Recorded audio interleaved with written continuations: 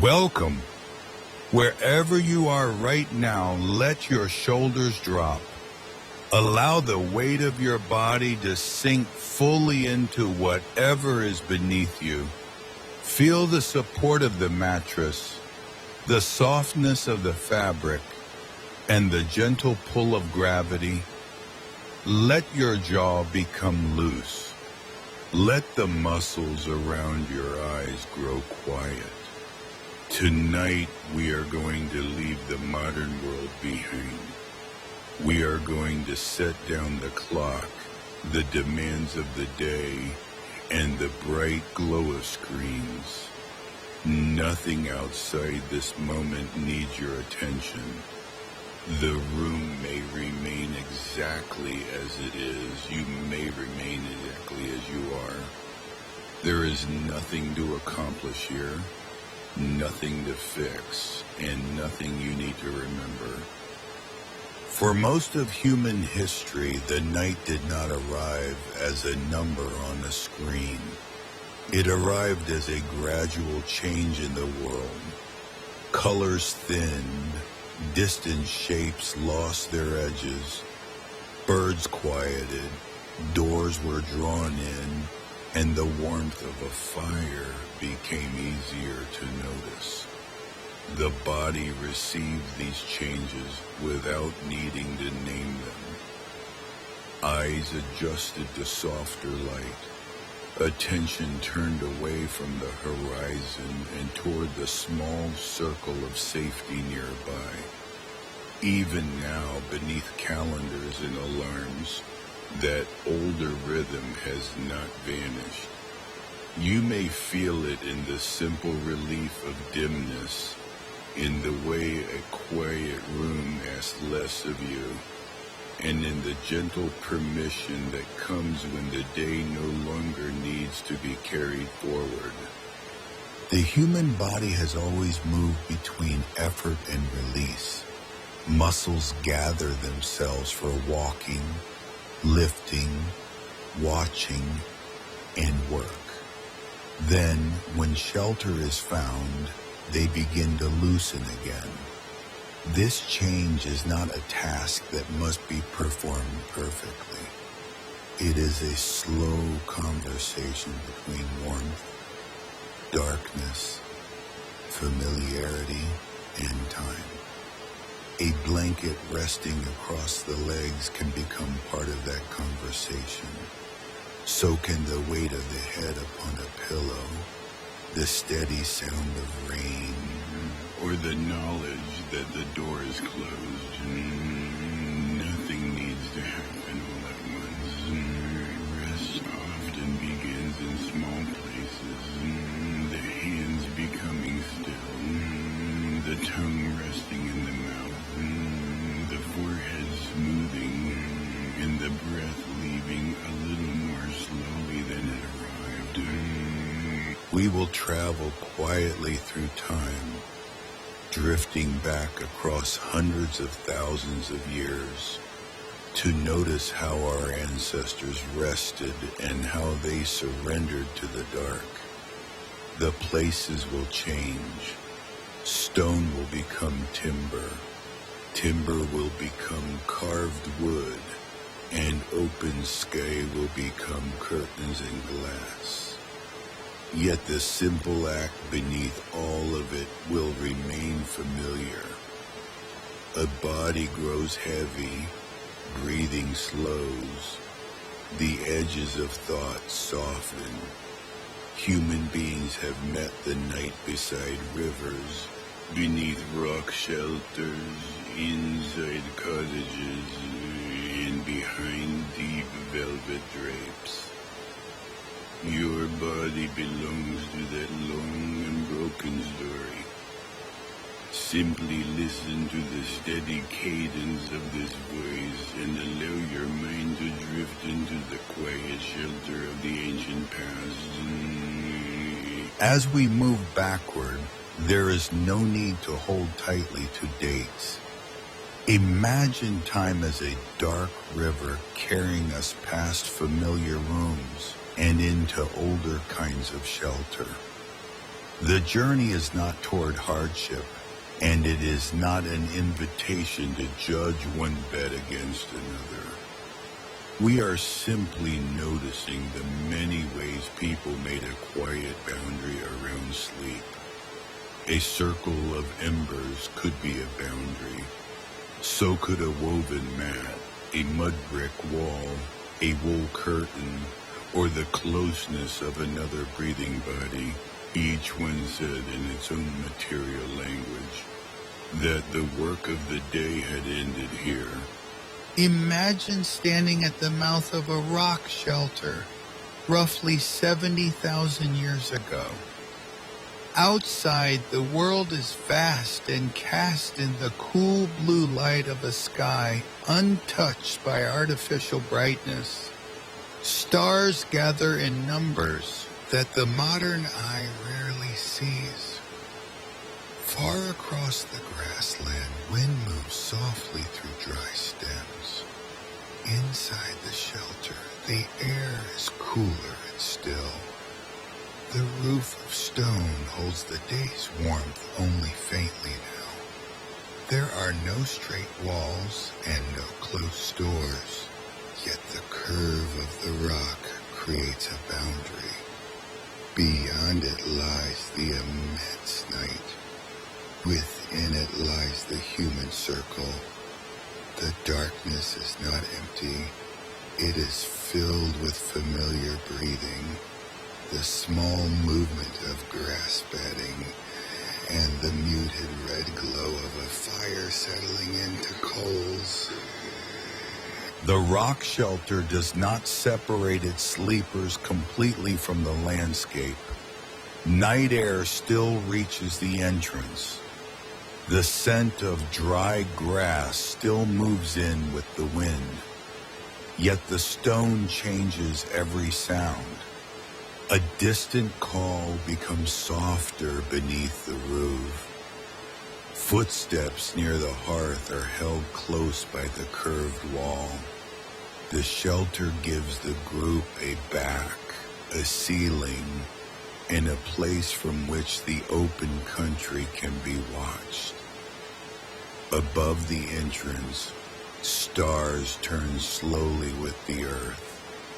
No one needs to understand that motion for it to feel dependable. The sky has returned night after night, and the shelter has remained.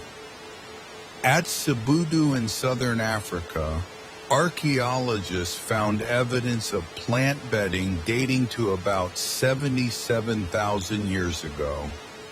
Layers of sedges and other grasses had been gathered and placed with intention. Some were topped with aromatic leaves from trees in the Cryptocarya family. Those leaves contain natural compounds that can discourage insects. We cannot know the exact thoughts of the people who arranged them, but we can recognize the care in the act.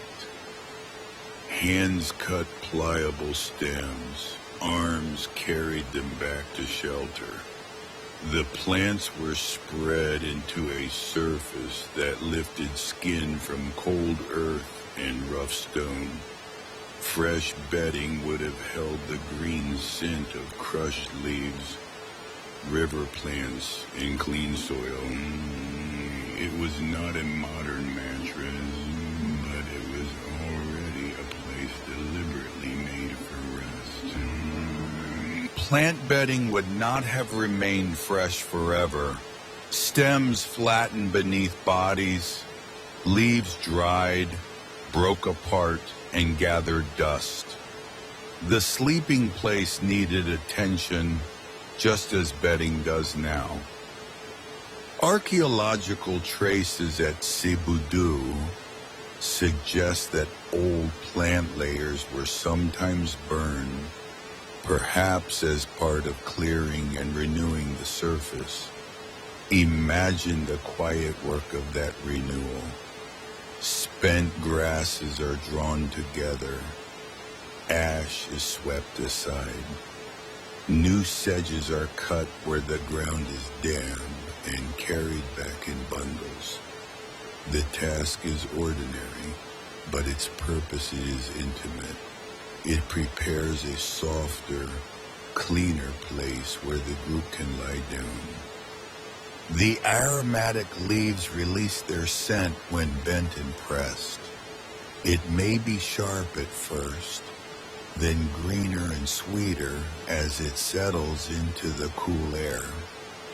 Scent has a quiet power in a sleeping place. It can mark the difference between damp earth and a newly prepared bed. It can mingle with smoke, skin, stone, and the faint mineral smell carried from water. We cannot recover the exact fragrance of this ancient shelter, but we can imagine how closely the sleepers knew it. The smell of the bedding would belong to the feeling of arriving, lying down, and being among familiar people. In that way, comfort was not only softness. Picture the group arranging themselves on these springy layers. They do not retire to separate rooms. Warmth is shared. A child settles near a parent. An older sleeper finds the most sheltered place. Limbs overlap without ceremony, and breaths begin to find a common pace. Sleeping close carries heat through the colder hours. It also makes the presence of others unmistakable. If one person turns, another feels the movement. If someone wakes, the circle is still there. Near the entrance, a small hearth has burned down to crimson embers. Perhaps someone remains awake for a while.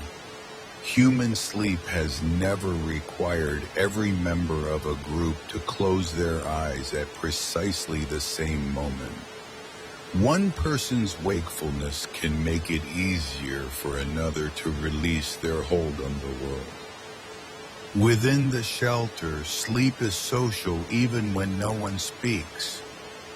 One person's breathing offers a steady sound for another. A small movement passes through the bedding and then becomes still. The group contains many different rhythms. Infants wake more often. Older people may sleep lightly. Someone who returned tired from a long day may descend quickly into deeper rest. These differences mean that the circle is rarely without awareness. Across the night, wakefulness moves quietly from one person to another. It does not have to be planned. It emerges from the varied timing of human bodies. The night air beyond the shelter is cold, but inside the circle, the bedding is thick, fragrant, and warmed by bodies. Smoke has found its path toward the open air. The stone above is dark and solid. Tiny sounds continue beyond the firelight, yet none of them needs to be followed by the sleepers. The Ember Watcher looks outward without urgency.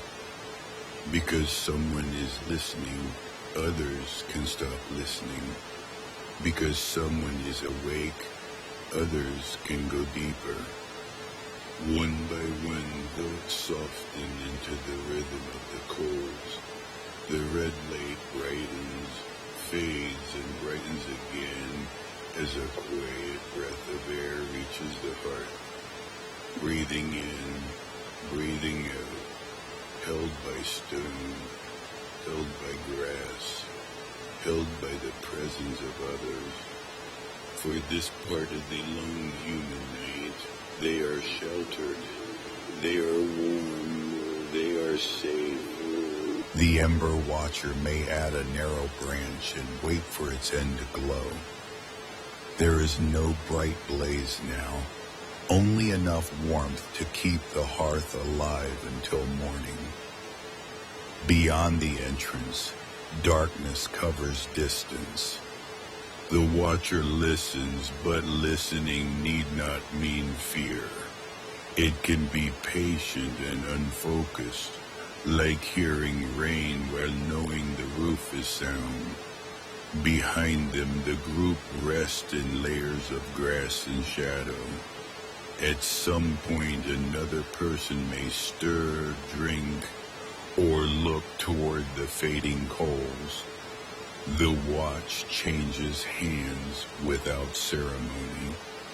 Then the first watcher can lie down, find a familiar hollow in the bedding, and feel the warmth left by others.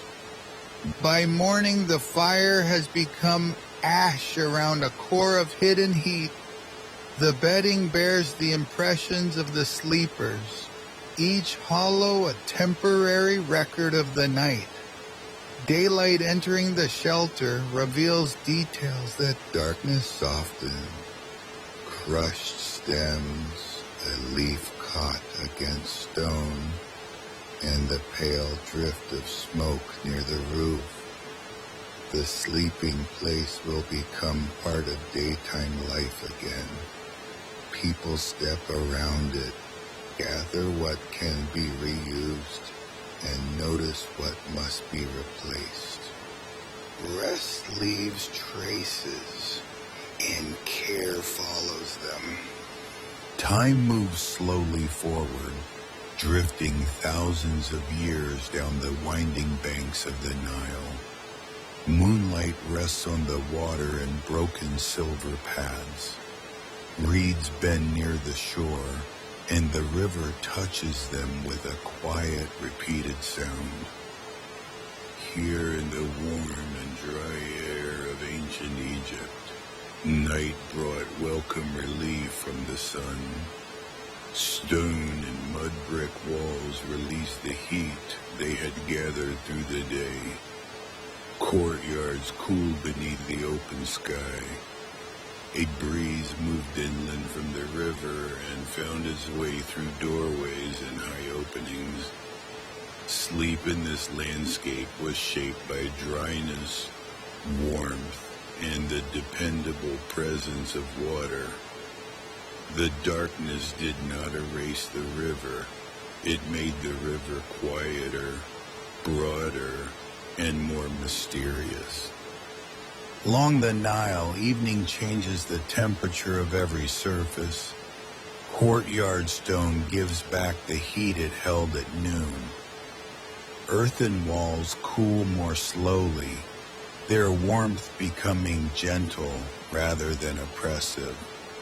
Water jars stand in shadow. Reeds near the river turn dark against the sky. A sleeper can feel the day's intensity leaving the ground. This cooling is part of the architecture of rest. Openings are placed to receive moving air. Beds are raised. Cloth remains light. The room does not try to seal itself completely from night. It welcomes the breeze and allows warmth to escape. When the moon is high, the difference between day and night can feel like a release felt by the whole house, from the walls to the linen, and finally to the body laying down. Those who possessed beds slept above the floor on wooden frames. Cords or woven supports stretched across the frame and yielded a little beneath the body. Raising the sleeper allowed air to pass below and kept dust and small creatures farther away. The shapes of surviving beds vary across centuries, but the idea is easy to understand. A firm structure carries the body while the night air moves around it. Beneath the hand, The wood is smooth from careful shaping and use. Across the frame lies linen made from flax, light enough for a warm climate. It may be folded, wrapped, or placed as a simple covering. The cloth holds the clean, dry smell of sun and fiber. In the darkness, linen feels cool when it first touches the skin. A raised bed is a simple structure, but many skills meet within it. Wood must be selected, cut, joined, and smoothed. Cord must be twisted or woven with enough tension to carry weight while giving slightly beneath it. Each crossing strand helps the others. The frame lifts the sleeper into moving air, away from the dust of the floor, and makes the sleeping surface distinct from the room around it. Over time, the cords learn the shape of repeated use. They loosen a little, are tightened, and settle again. The wood darkens where hands touch it. What begins as crafted material becomes familiar through repetition. Under the head rests an object that may seem unfamiliar to us. A curved support carved from wood, ivory, or stone. Some surviving Egyptian headrests show wear, impressions, or traces of linen that suggest padding was sometimes added. The curved upper piece cradled the head while leaving the neck and shoulders free. In a hot climate, that open space could feel welcome. A polished wooden rest would be firm, but firmness was not the opposite of care. It kept the head lifted from dust and protected carefully arranged hair. It also carried meaning beyond the bedroom, appearing among objects prepared for the dead. For the living sleeper, however, it was first a practical companion, shaped to the body, cooled by the night, and used often enough to become familiar. The headrest's curve is small enough to be held in two hands, yet it changes the posture of the whole resting body. Its upper surface receives the head. Its narrow support leaves air around the neck. A cloth folded over the curve could soften the contact and absorb moisture in the warm night. To someone accustomed to pillows, the form seems unusual. To someone who used it from youth, it would be as recognizable as the edge of a familiar mattress. Comfort often depends on memory as much as softness. Linen begins far from the bed. Flax grows beneath the sun, slender and blue-flowered. It must be gathered, prepared, separated into fiber, spun and woven. Water, patience, and practiced hands turn the plant into cloth. By the time linen lies across a sleeping frame, much labor has become almost invisible. The finished fabric is valued for the same qualities the night asks of it: lightness, coolness, and the ability to lie smoothly against skin. A folded edge catches the lamp glow. A loose corner lifts when the river breeze reaches the room. The cloth moves once and settles. In a corner, a small clay lamp burns with a wick laid in oil. Its flame is modest. It gives enough light to find water, adjust a covering, or see the edge of the bed but it does not challenge the darkness. Shadows move gently over pale walls. The breeze lifts a linen curtain and lets it fall. To an ancient sleeper, dreams could feel like a passage into a sacred and uncertain realm. Yet the body entered that realm through ordinary sensations.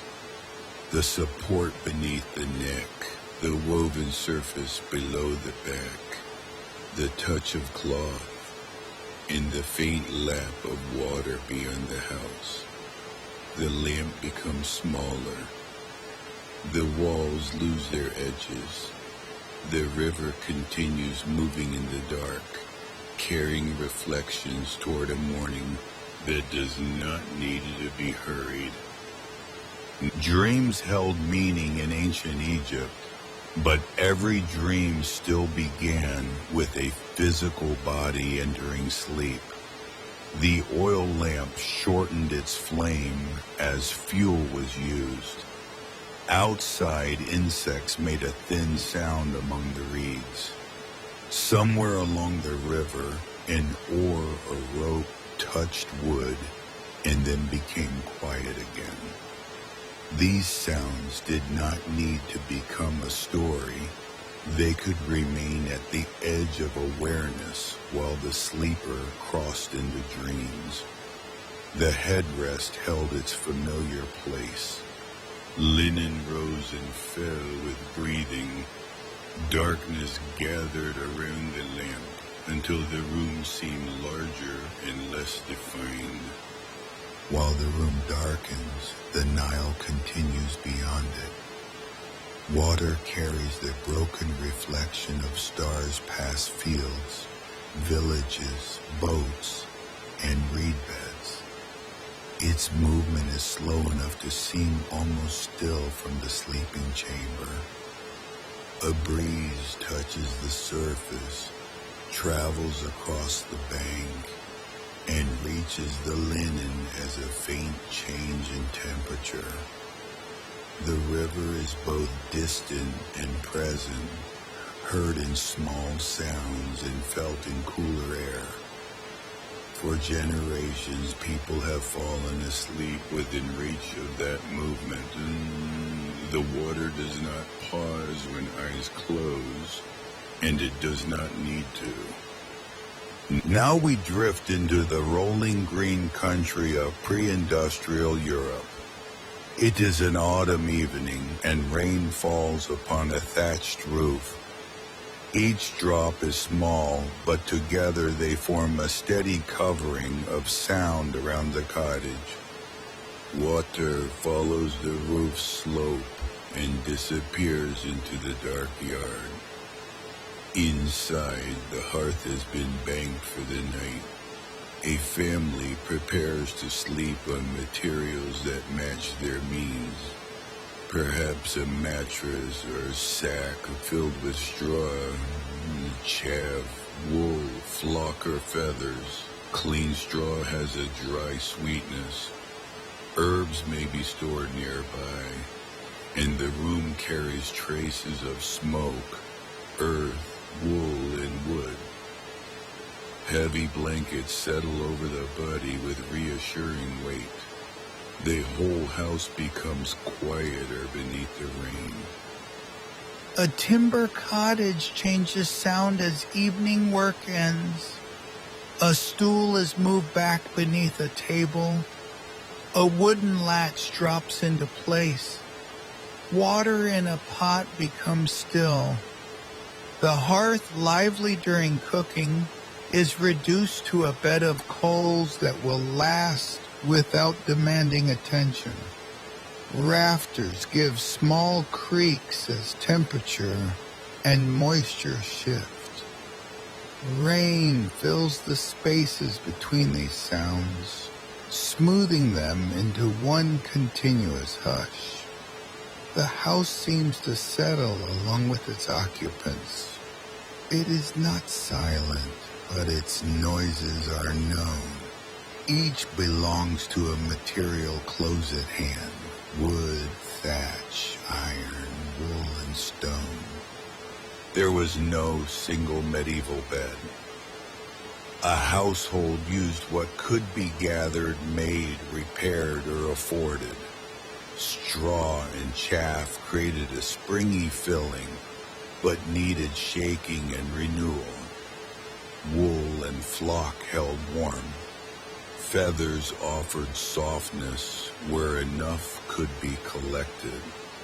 A simple sack could keep loose filling together, while a wooden frame or rope support lifted it from the floor.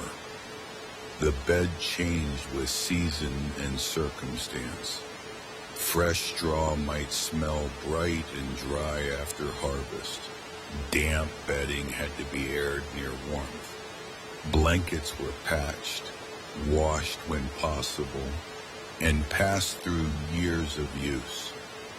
In surviving European texts, historians have found references to a first sleep and a second sleep.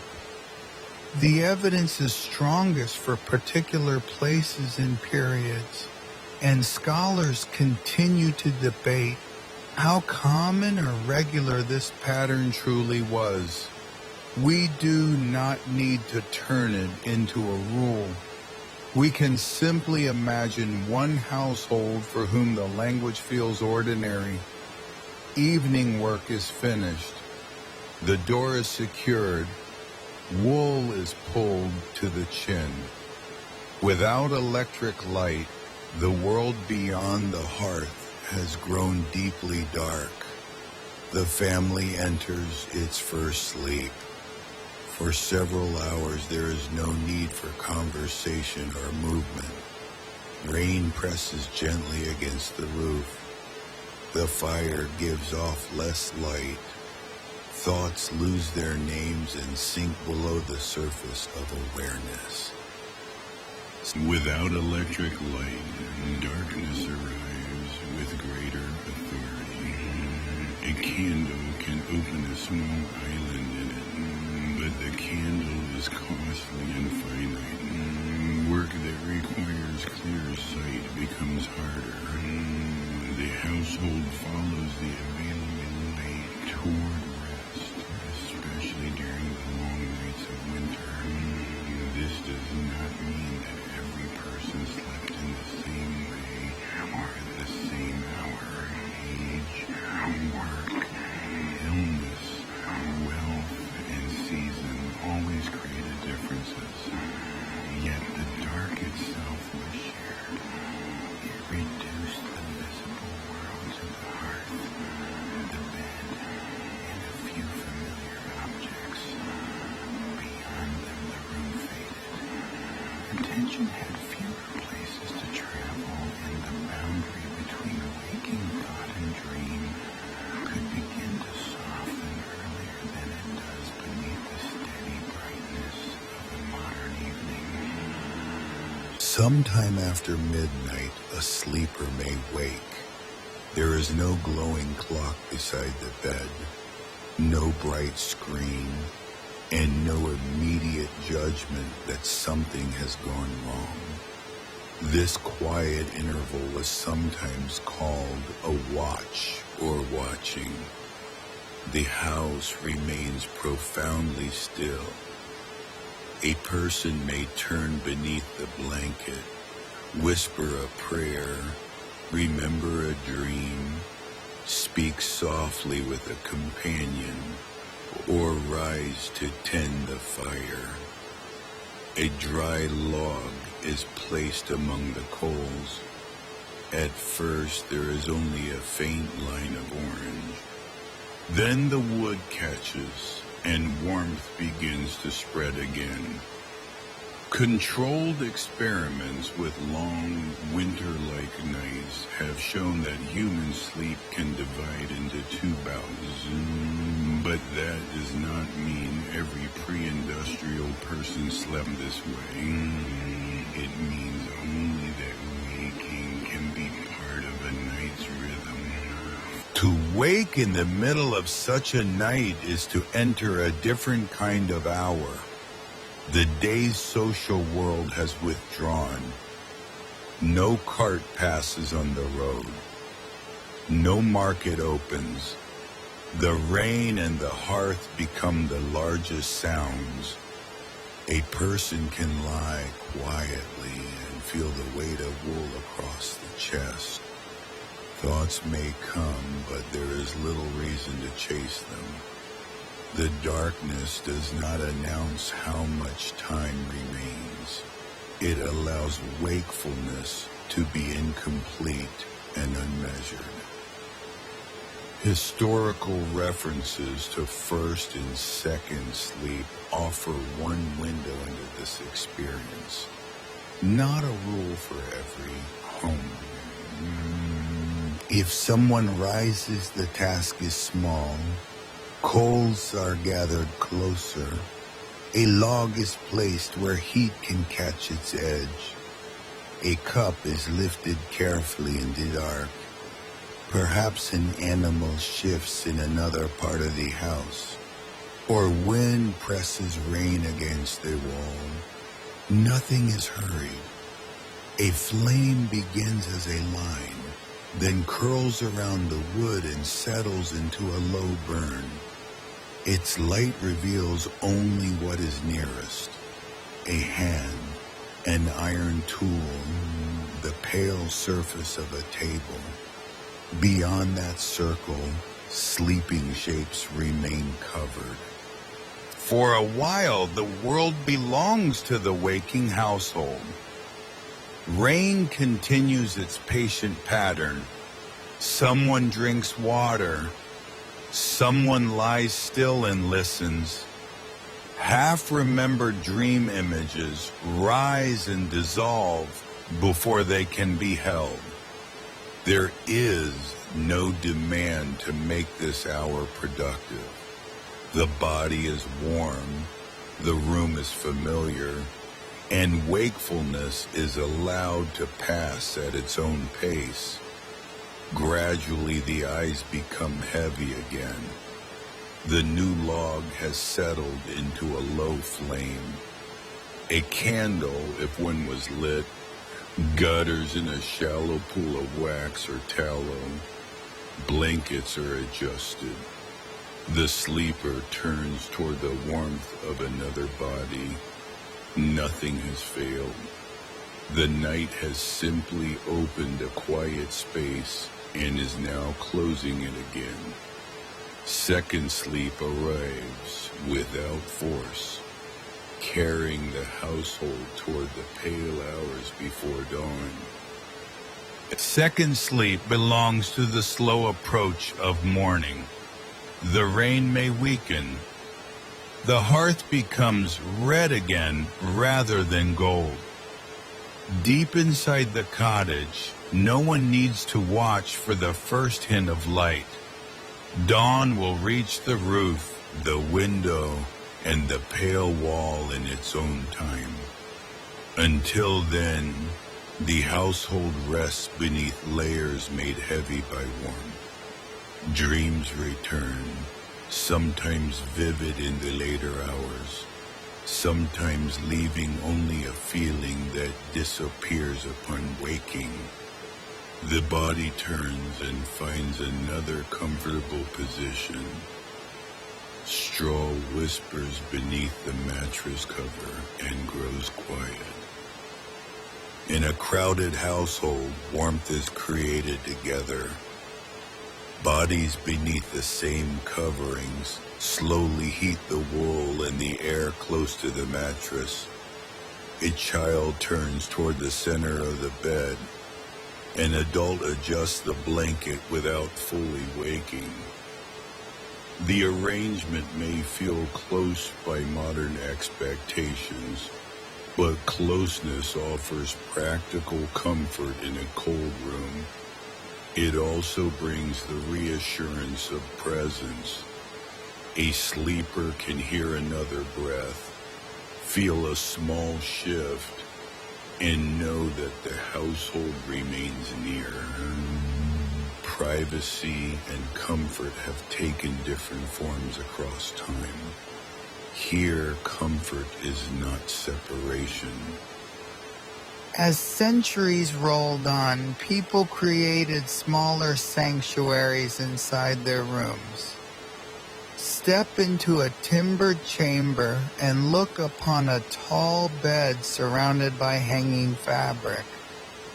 Some beds were simple, while wealthy households displayed costly wool, damask, silk, or velvet.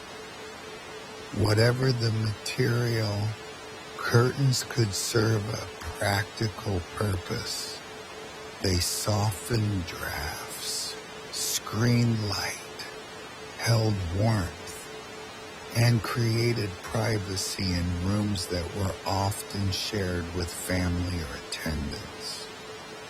Drawing the fabric changed the shape of the sleeping world. The larger chamber disappeared.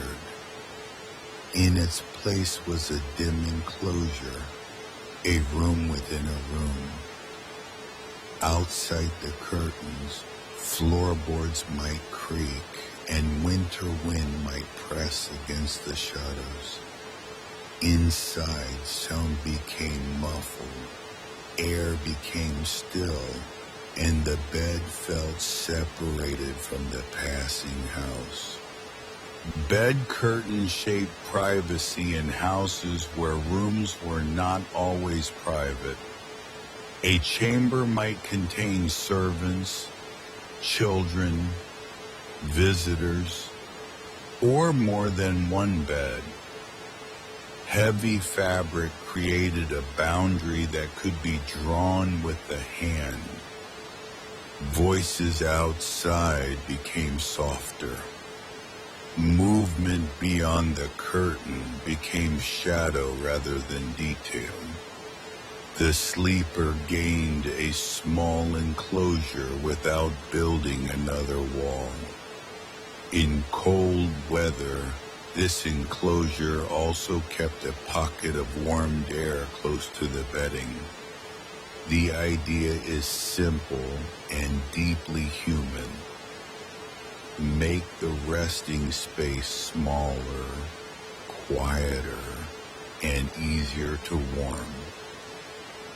Beneath linen sheets might lie a mattress of straw or flock, and for those who could afford it, a feather bed placed above. Down and small feathers shifted beneath the sleeper. The surface yielded, rose at the sides, and changed shape with every movement. A well-filled bed required labor. Feathers had to be gathered, cleaned, enclosed, aired, and protected from damp.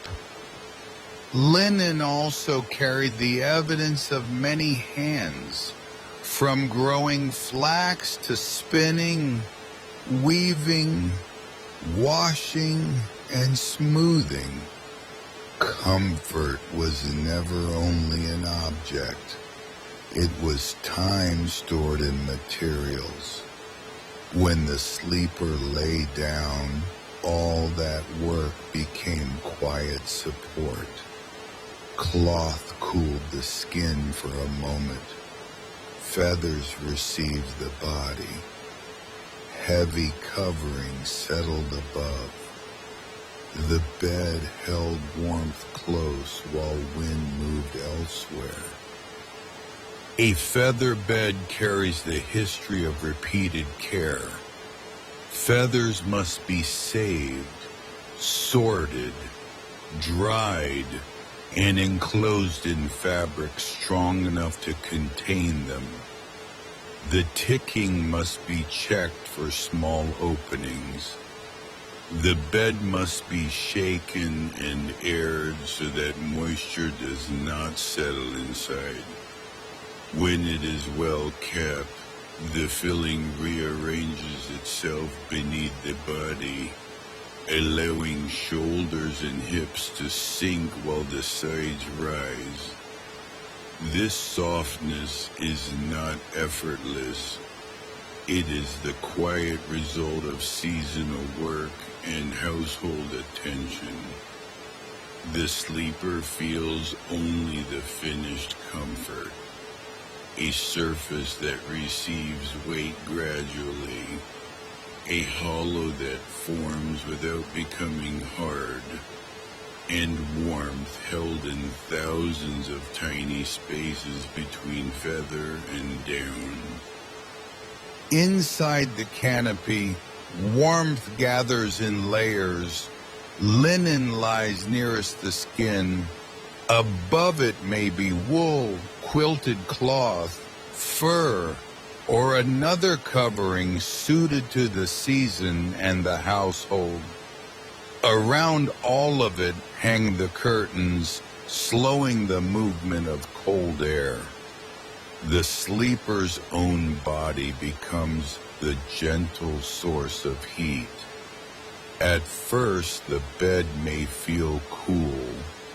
Then the small space warms, and the difference between inside and outside becomes clear.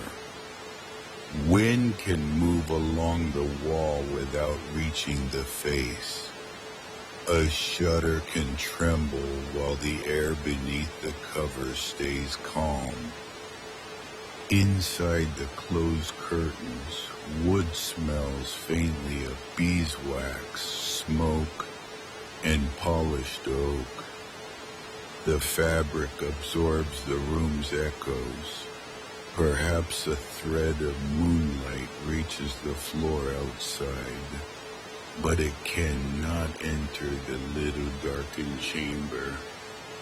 Here there is no need to follow the hours. The winter night may deepen. Snow may gather against a wall. A distant clock may mark time for someone still awake.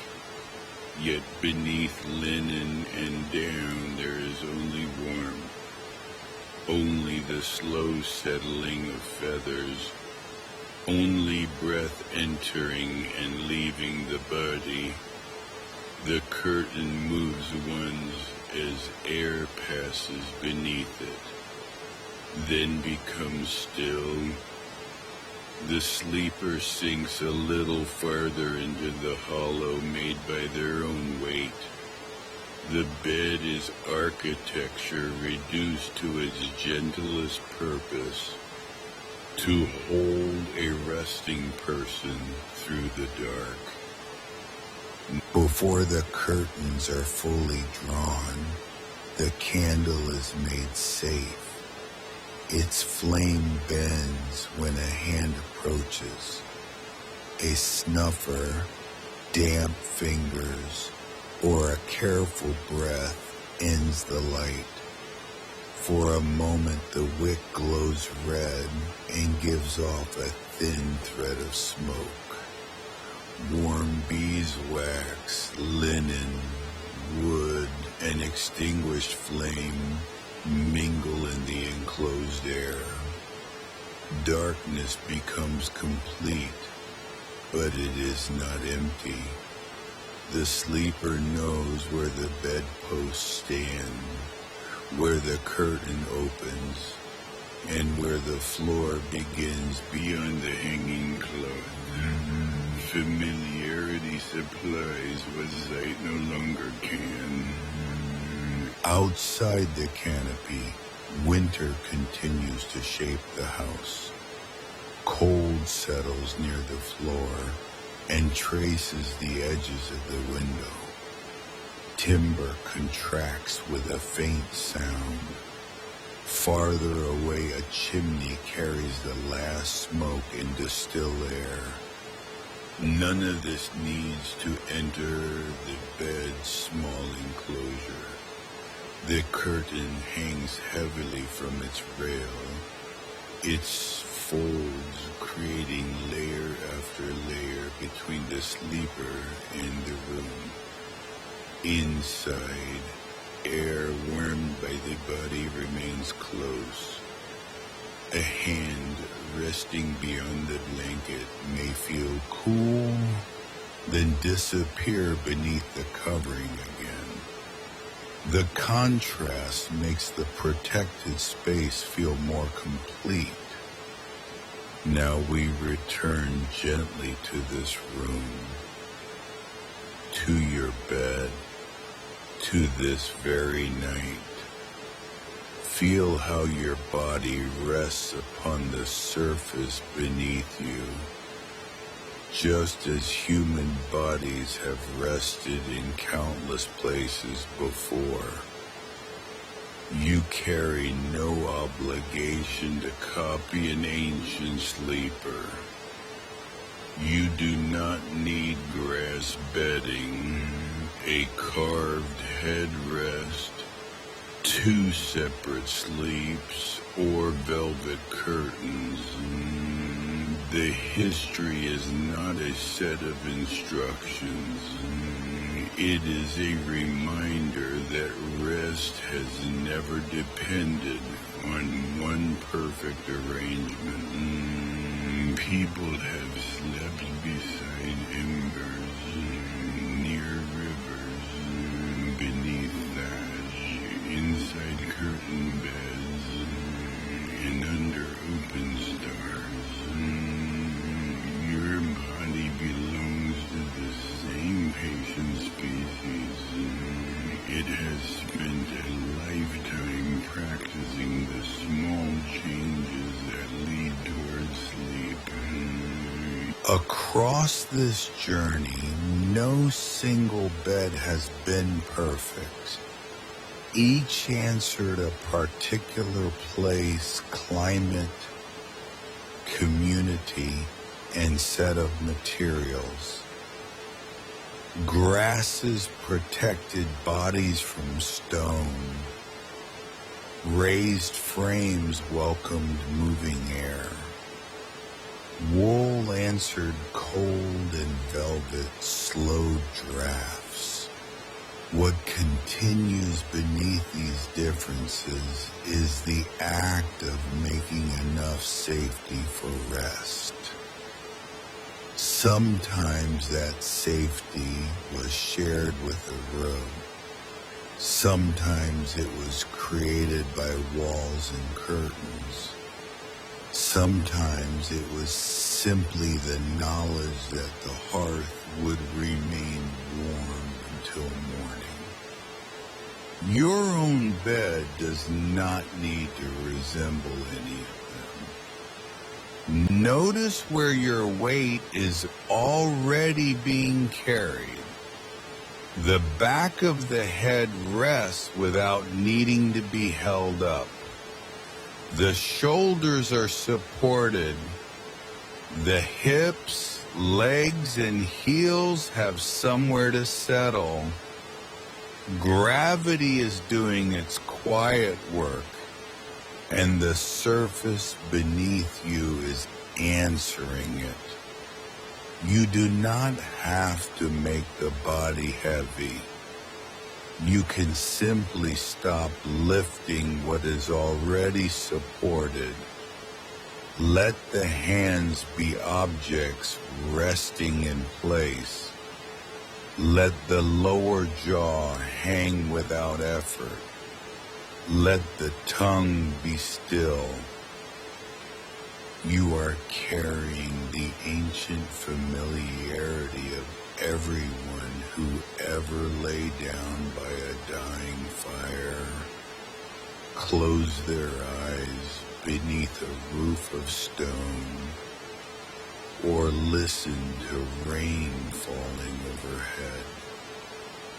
Your body knows what to do. It does not need you to guide it. It does not need you to try. If your mind wanders, let it wander. If thoughts rise, let them pass like smoke from an old hearth, lifting and thinning until the darkness receives them. You are safe in this moment. The night is long, quiet, and welcoming. Let your breathing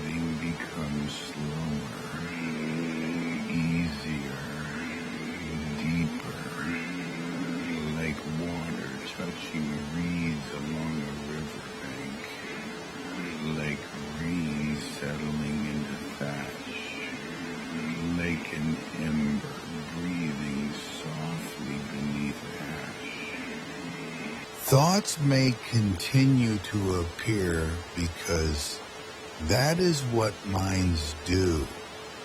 A fragment of conversation, an unfinished task, or an image from the day may rise for a moment.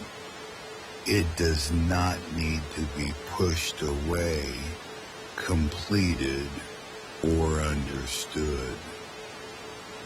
Imagine each thought as a shade briefly lit by firelight. It becomes visible, changes at the edges, and then moves beyond the warm circle into darkness. Another may follow. You can let the process continue without standing up to follow any of them. When attention needs somewhere gentle to rest, it can return to breathing, not to control it, only to notice the quiet exchange. Air arrives cooler. Air leaves warmer. The chest or belly moves a little and becomes still again. Each breath is different, and none needs to be especially deep. Across the ancient shelters and rooms we have visited, breathing was the one motion that continued beneath every kind of blanket and roof. It joined the sleepers around the hearth, beside the Nile, beneath the thatch and behind the curtains. Heavy, warm, still. The muscles around your eyes can rest now. Your hands can be quiet. Your thoughts can lose their edges. There is nothing left to follow. The images of caves, rivers, cottages, and curtains may drift away on their own. Let them darken. Let them become distant. You are moving down into the first sleep, or into the only sleep, or simply into whatever quiet your body chooses tonight.